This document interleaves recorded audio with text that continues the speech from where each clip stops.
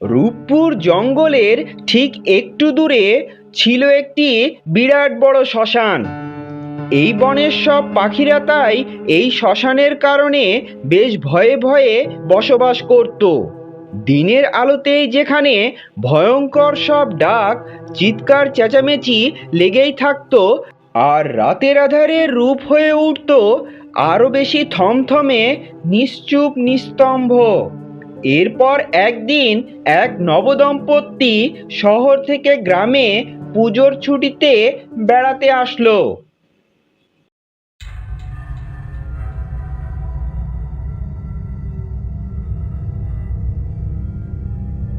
কতবার তোমাকে গিন্নি বারবার করে বললাম তাড়াতাড়ি বাড়ি থেকে বের হও, জঙ্গলের পথ। বিকেল গড়িয়ে সন্ধ্যা নেমে এলে জঙ্গলের পথে অন্ধকারে চলতে ভীষণ অসুবিধা হবে। কে শোনে কার কথা? হ্যাঁ, এখন তো সব দোষী আমার, তাই না? তোমাকে কে বলেছিল জ্যাঠার বাড়িতে বিকেল বেলায় আসতে? সকালবেলাতে বেরোলে কি ক্ষতি হতো শুনি? আহ, চলো চলো, এই সন্ধ্যা নেমে এলো বুঝি। গায়ের পথ।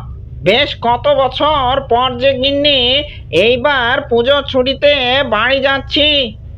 বাড়িতে গেলে ওরা সবাই ভীষণ খুশি হবে।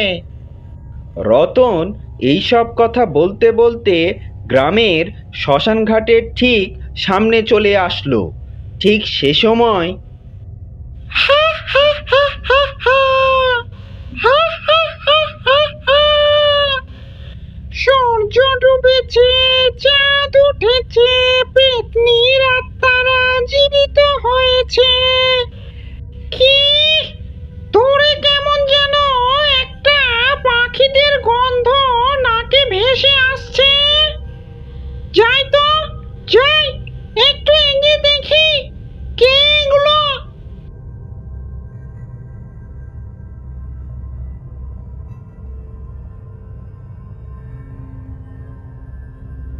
ও মা, আমি তো এতক্ষণ খেয়াল করিনি। এ তো দুটো পাখি দেখছি এখানে। হা হা হা হা হা। এদের হাড় মাংস চিবিয়ে খেলে খুব মজা লাগবে। আর তাছাড়া বহুদিন এই শ্মশান ঘাটে কোনো পাখিকে জ্বালাতে কেউ আসেনি। মৃতদেহদের আত্মার মাংস আমার খুব পছন্দ। ও, এই পাখি দুটিকে আজকে চিবিয়ে খেতে পারলে আমার পেটের ক্ষুধা একেবারেই দূর হয়ে যাবে।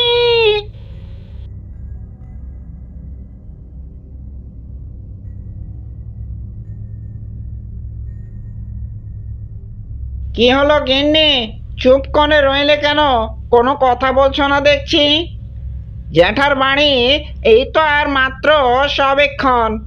চলো চলো, জ্যাঠার বাড়িতে গিয়ে কিছুটা বিশ্রাম নিতে হবে। হ্যাঁ, এই তো হেঁটে চলেছি। আর কতটা হাঁটবো বলো তো?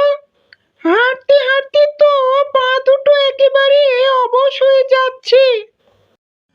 ও, কি সুন্দর জুটি বটে, কিন্তু এরা তো এখানে আর জোরে ফিরবে না।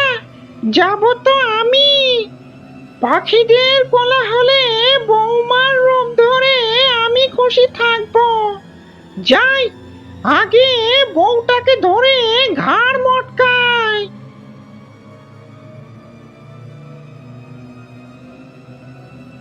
এমন সময় রাস্তার পাশে একটি মরা গাছ থেকে একটি ডাক রতনের কানে ভেসে আসলো।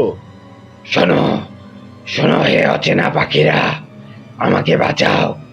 আমি ভীষণ ক্ষুধার্ত। আমি বহুদিন এই গাছের আড়ালে বন্দি অবস্থার মধ্যে রয়েছি। তোমাদের কাছে কোনো খাবার থাকলে তা আমাকে দাও। আমাকে বাঁচাও, আমার প্রাণ বাঁচাও। শোনো হে অচেনা পাখিরা। এই কথা শুনে রূপা তার কাছে থাকা কলাগুলোকে মরা গাছকে খেতে দিল, আর সঙ্গে সঙ্গে মরা গাছের ভেতর থেকে এক অঘরী তান্ত্রিক বেরিয়ে আসলো। শোনো হে অচেনা পাখিরা, আমি তো তোমাদেরকে শুধুমাত্র মন পরীক্ষা করছিলাম। তোমরা এই পথ দিয়ে যেও না, এই জায়গাটা বেশি ভালো না। এই নাও আমার পক্ষ থেকে তোমাদেরকে উপহার, জাদুর পাটি। এই জাদুর পাটি তোমাদেরকে তোমাদের গন্তব্যে খুব তাড়াতাড়ি পৌঁছে দেবে। এটা আমি তোমাদেরকে উপহার দিলাম। আর কোনো বিপদ আপদ হলে তোমরা কোনো দ্বিধা না করে আমাকে স্মরণ করো, কেমন? এবার তোমরা যাও। তান্ত্রিকের দেওয়া জাদুর পাটিতে রতন আর রূপা এবার আকাশের পথে উঠে ভাসতে লাগলো, আর খুব তাড়াতাড়ি সে তার জ্যাঠার বাড়িতে উপস্থিত হলো।